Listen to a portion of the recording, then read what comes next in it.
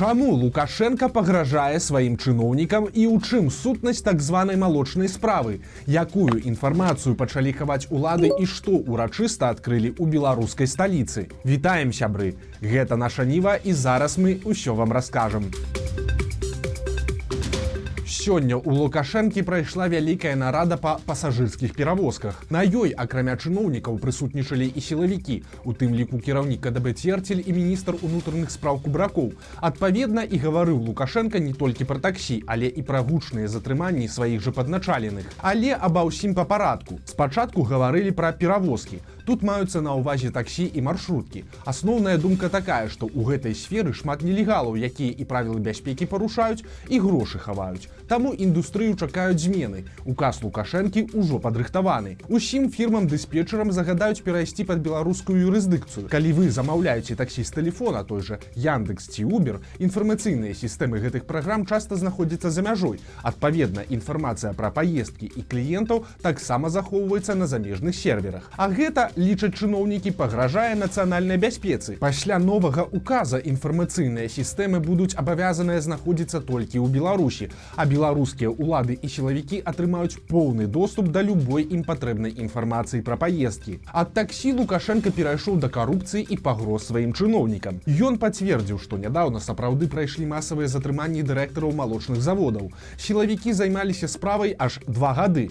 Цяпер жа былі затрыманыя 26 чалавек, 15 з іх арыштавалі. Калі коратка, ім ставяць у віну такую схему. У Расіі стварылі падкантрольныя фірмы. Ім прадавалі малочку з мінімальнай нацэнкай, а тыя фірмы ўжо прадавалі ўсё па высокіх коштах. Адпаведна, вялікая частка прыбытку шла не ў беларускі бюджэт, а ў кішэні сваіх людзей. Следства яшчэ ідзе, але Лукашенко адзначыў, што ў справе фігуруюць высокія чыноўнікі і прыгразіў прэм'еру Галоўчанку. Полученная информация показала, что реализация схемы не могла осуществляться без участия должностных лиц предприятий и госорганов. Роман Александрович, что же ответите, если будут ваши там лица? Там светятся и члены правительства. Я говорю, не называю пока фаміліі, пока идет следствие. Гэта, дарэчы, ужо далёка не першая публічная вывалачка, якую Лукашенко ладзіць Галоўчанку. Магчыма, хутка нас чакае новы прэм'ер-міністр. Але ж, акрамя Галоўчанкі, папалохаў Лукашенко і кіраўніка сваёй адміністрацыі Сергіенку, а таксама адданую Качанову і губернатараў. И все началось, господин Субботин, с Витебской области. Может быть, до вас. Может быть, до вас. Но не дай бог, губернатору предупреждаю. Косяки будут в вашу бытность, мало не покажется. Будет аж в глазах темно, какими вы надежными и преданными мне не были. Затым Лукашенко даў чоткую каманду усю маёмасць вінаватых па малочнай справе перапісаць і канфіскаваць. Собственности там немерено. Все должно быть изъято в доход государства. Ущерб мы видим, умножайте на 3, не все увидели, а может на 5. Согласуете со мной. Вся собственность должна быть у государства. Присаживайтесь. Обнаглели до крайности. Выглядае вельмі сур'ёзна, але ж не варта забывацца пра адзін момант. Так, цяпер малочная справа будзе прыкладам барацьбы дзяржавы з карупцыяй. Будзе і выкрывальны сюжэт на БТ, і можа якія пакаяльныя інтэрв'ю затрыманых, а пасля паказальны суд і гіганцкія тэрміны. Але ж зусім не факт, што ўсе паказальна асуджаныя карупцыянеры адседзяць тое, што ім выпішуць. Магчыма, пройдзе год, 2, 3, і раптам стане вядома, што Лукашенко па старой традыцыі цішком адпусціў тых, кім сам так гучна абураўся, ды і адправіў кіраваць нейкім калгасам. Ну і коратка ў працяг тэмы. У якасці прыклада карупцыі ў малочцы Лукашенко прывёў гендырэктара завода Бабушкіна Крынка Геннадзя Скітава. Маўляў, той узначаліў прадпрыемства і пачаў прызначаць начальнікамі ў філіялы сваіх людзей: брата, пляменніка, сына, а таксама свайго былога кіроўцу і 2 знаёмых сілавікоў. Як нам стала вядома, сярод супрацоўнікаў Бабушкінай Крынкі папулярная версія, што Скітава могуць абвінавачваць у атрыманні вялікага хабару. Гаворка ідзе пра 1 000 000 рублёў за адгрузку прадукцыі завода трэйдерам. Дарэчы, па інфармацыі нашых крыніц, затрыманы былі і некаторыя трэйдеры і дылеры малочнай прадукцыі, якія працавалі з дзяржаўнымі заводамі. Нашыя суразмоўцы мяркуюць, што следчыя лічаць Геннадзя Скітава магчымым галоўным бенефіцыярам малочнай змовы. Таксама стала вядома, што камітэт дзяржкантролю ўжо завёў вялікую справу супраць кіроўцаў таксі і маршрутчыкаў. Затрыманыя 20 чалавек. Іх вінавацяць у нясплаце падаткаў, пенсіянераў. Сілавікі хваляцца, цытата: «У цяперашні час фігуранты супрацоўнічаюць са следствам, даюць прызнальныя паказанні і прымаюць меры для пакрыцця нанесенай дзяржаве шкоды».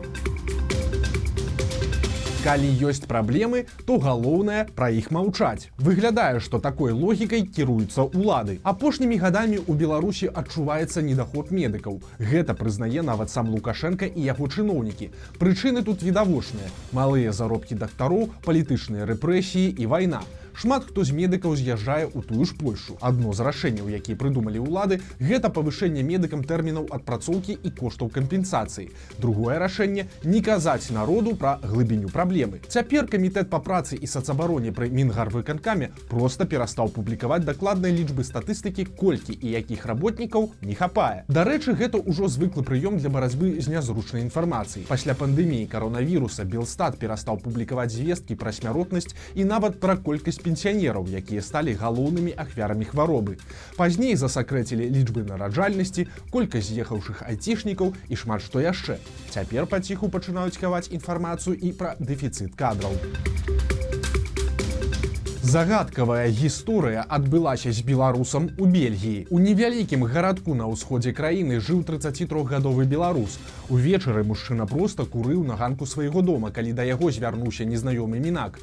Гэта быў малады хлопец, які прыехаў на ровары і быў апрануты як паштальён. Хлопец звярнуўся да беларуса на англійскай мове, а затым дастаў пісталет, тройчы стрэліў і з'ехаў. Беларуса шпіталізавалі. Раненні аказаліся лёгкімі і яго жыццю нічога не пагражае. Але што гэта было і хто той таямнічы паштальён з пісталетам, адказу пакуль няма. Дваравое хамства ад беларускага дыпламата. Намеснік міністра замежных спраў Беларусі Ігор Назарук выказаўся пра канфлікт паміж Беларусю і Літвой, але так, што лепш бы маўчаў. Нагадаем, што праз санкцыі Беларусь калій не можа выкарыстоўваць для транзіту парты літоўскай Клайпеды. Цяпер Назарук абурыўся, што ў тыя парты Беларусь уклала шмат грошай і заявіў, цытата: «Мне нагадваюць гэтыя сітуацыі дваровую шпану, якая, заручыўшыся падтрымкай старэйшых хуліганаў, пачынае паказваць, якая яна не тое, каб адважная, а якая яна актыўная. Праўда, адной пстрыжкі хопіць, каб астудзіць увесь запал». Канец цытаты. Але ж хто, як і калі збіраецца раздаваць гэтыя пстрыжкі, дыпламат, канешне, не удакладніў. Не спыняюцца і палітычныя затрыманні. У Віцебску схапілі мужчыну, які хацеў ваяваць на баку Украіны. Праўладныя тэлеграм-каналы паведамляюць, што ён нават прайшоў падрыхтоўку ў Еўропе.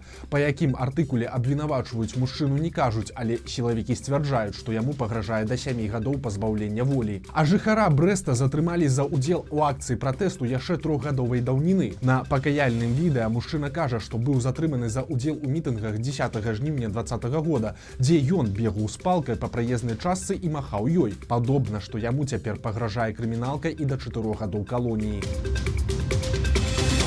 Беларускія зніжкі бязлітасныя і бессэнсоўныя. Жыхары Маладзечна выклалі відэа з мясцовай крамы Светхаус. Гэта такі беларускі аналаг Ікея. Але здзіўленне кліентаў выклікала незвычайная акцыя ў краме. Прыглядзіцеся.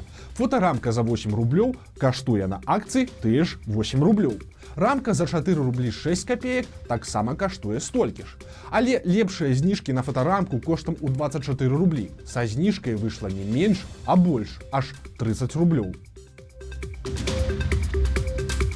На носе ўжо амаль зіма, але беларусы працягваюць хадзіць у грыбы і тымі ж грыбамі труціцца. Толькі ў Камянецкім раёне за лістапад адбылося 2 такія выпадкі. Мужчына і жанчына з'елі сыраежкі, прыгатаваныя ў хатніх умовах, але сярод грыбоў трапілася бледная паганка і скончылася ўсё трагічна. Мужчыну з вострым атручваннем у цяжкім стане прывезлі ў бальніцу ў Брэсце. Ён выжыў, а вось жанчыну выратаваць не ўдалося. Вырашыў адпомсціць пенсіянеру за смерць ягонай жонкі. Дзікая гісторыя адбылася ў Барысаве. Пажылы мужчына сустрэў на вуліцы кампанію маладзейшых людзей.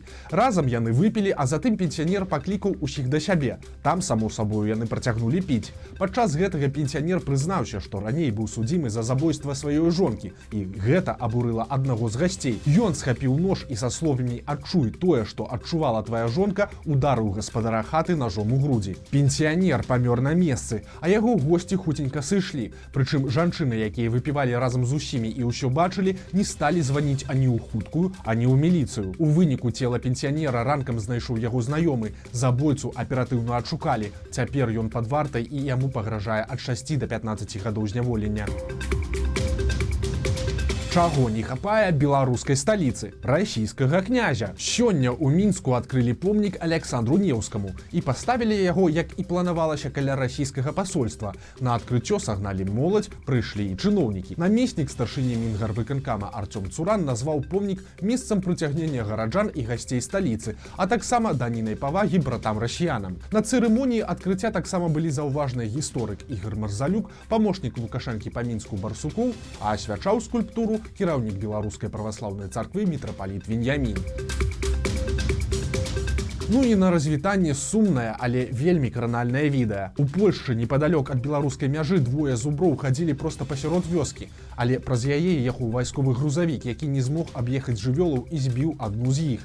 У выніку зубр загінуў, але іншы не стаў сыходзіць, а наадварот, застаўся каля свайго сябра і нават нібыта развітаўся з ім. Дарэчы, мясцовыя жыхары добра ведаюць гэтых зуброў. Яны кажуць, што жывёлы практычна мясцовыя жыхары.